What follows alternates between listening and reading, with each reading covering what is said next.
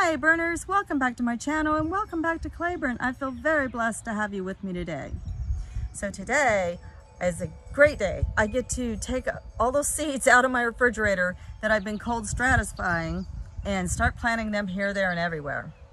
A couple of the seeds that are actually going to go up here, I'm going to turn the camera around in a second and I'm going to show you some spots. That's a happy bird. Where I'm going to grow Anise hyssop and little bluestem grass. And then I'm going to start moving these plants because they're so great for the pollinators. And the Anise hyssop is going to give me blooms from midsummer to way late into the fall. So just an endless supply of blooms on the Anise hyssop. And then the little bluestem is actually a host plant for little skippers. So it's not only going to go up here in my yard part of my garden, I guess you'd call it, well, the brownies. That's where the brownies live. We're also going to add both Anise hyssop and little bluestem grass out in the front, and I'm going to take you out there and show you what I plan to do.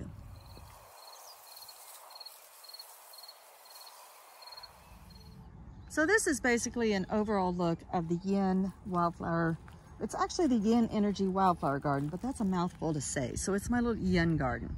It's the weeds that were growing here when we first bought the property. And all I've done in the last 3 years is nurture this and then select out plants I didn't want. So there's about 4 different wildflowers that grow here, and I keep them under control and I keep them in this one spot, which I know now it's more like the yang energy garden. I know, but it is what it is. Okay, so anyway, the flowers kind of quit right on the other side of this beehive. So there's lots and lots. You can see the difference. See how that looks a different color green than this?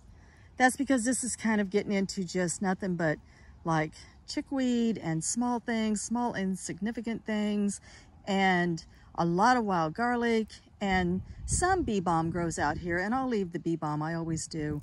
But I kind of like to see more blooming, different types of blooming plants, I'll put it that way. So yeah, so we're gonna do from this tall area here, and then it goes to that, and then we're going to do this area here.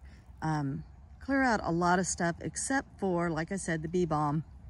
And then I want to try to establish both little bluestem and Anise hyssop out here on this part of my yin wildflower garden. So let's go get those seeds in some soil. So I have 2 areas of this garden that need to be filled in.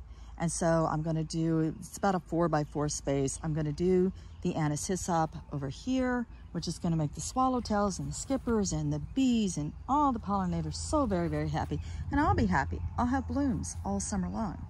And then on this side, this is under the bird feeder. It's quite shady over here, so I wouldn't get any blooms, like flower blooms, unless I plant specifically shade flowers.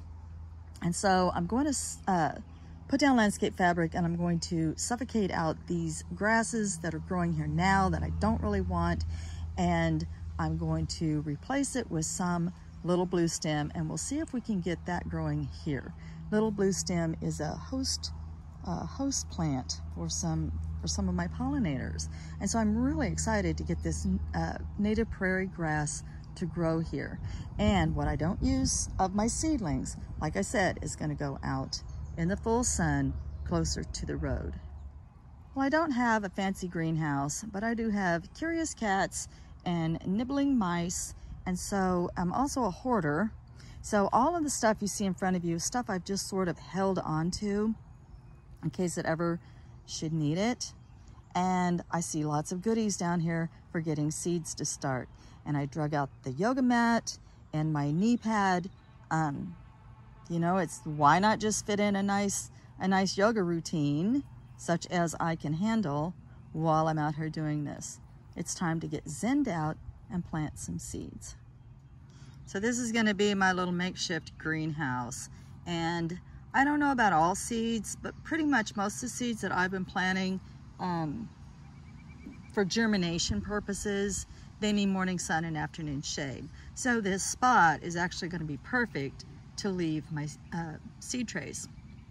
So I keep my little book, as I show in another video, and this does say direct sow in full sun. However, I wouldn't mind seeing blooms this year.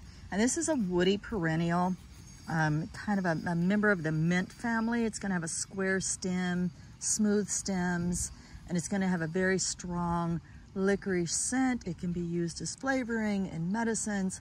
And like I said, the pollinators just flock to it. So I'm just gonna moisten my sterilized starting soil. I'm gonna moisten it first. Then I've been cold stratifying these seeds for 60 days. And then this says to plant 1/4 of an inch depth. All right, let's get started. Pretty easy to get zenned out when you're pre-moistening your soil. That's why I don't like doing it when it's in the package. I like to load my cells and then moisten my soil, just because I just love that whole action. So these little hyssop seeds are so tiny. Basically, I just moisten the bottom soil and sort of broadcast them, and then just, it says 1/4 of an inch, but I just kind of give them a light little dusting. I feel like they just need a little cover.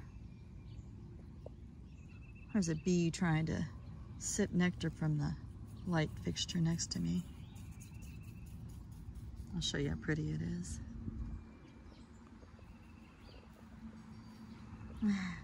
He finally, I think he gave up. No, he's been, oh, it's a wasp. Oh, well, maybe he's getting a drink. Maybe he's getting a drink of water down in there, who knows? He's not gonna find any nectar. Boy, look at that little solar fountain go. You have to keep your eye on them. Sometimes they splash right out of the bucket, depending on how strong the sun is. So I ordered my little Bluestem from Prairie Nursery. I've always been very happy with them, and they had seed packs for only $3, and it was $5 shipping for mine, but I only ordered 1 packet. And then they also included this amazing germination codes and seed starting basics for native plants. I found this book fascinating. But it turns out that my little Bluestem doesn't need any kind of pre-treatment. So I'm just gonna do exactly as I did for the Anise Hyssop with the little Bluestem. It's a clumping grass, and so I can feel really good about planting it in separate plants instead of broadcasting. Well, the only thing left to do now is to weed eat to the ground in both places, pin down some landscape fabric, and wait. And then we'll see if our Anise Hyssop transplants easily, as well as our little Bluestem plugs that I'm creating.